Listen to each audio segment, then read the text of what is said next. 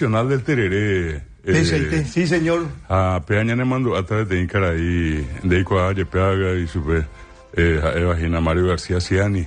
Mario García Ciani. Mario García Ciani, cuando dejó la actividad periodística acá en la capital, fue a Itaquirí, en el departamento de Alto Paraná, y allí como director de cultura tuvo la genial idea de crear el Festival Nacional del Tereré, que siempre, a partir de su creación, se lleva adelante la última semana, jueves, viernes y sábado.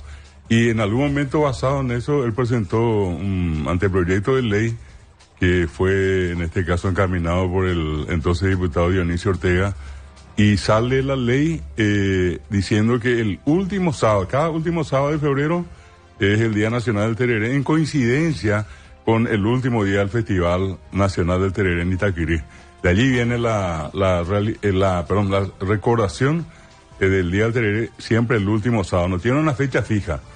Y en este caso cae hoy, último día. Claro, hoy 28 de febrero, último día de este segundo mes. Y, Carlos, un dato más. Dionisio Ortega incidió para que en este momento la ciudad de Fernando de la Mora sea conocida como la ciudad del Tereré.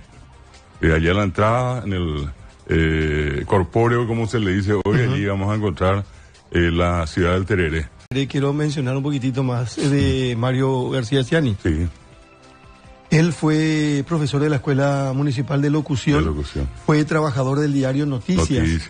En coincidencia, cuando yo le recuerdo a Mario García Ciani, en ese momento trabajaba en el diario Noticias, y tenía un hermano que jugó muy bien al fútbol, Luis García Ciani. Zaguero central de Nacional, por ejemplo, entre otras cosas. Sí. Y otro dato, él fue el mentor, digamos, y el director de un grupo que reunía gente que trabajaba en los medios, artistas, conocido como Paraguay, donde estuvieron varios conocidos, entre ellos el famoso Sabino Jiménez Ortega, Ramón Silva, el grupo Paraguay 3, que de la mano de García Ciani fueron a Europa, al famoso Festival de los Pirineos, que cada año él llevaba una delegación de artistas paraguayos a mostrar el arte del Paraguay en Europa. Bueno, Día Nacional del Tereré.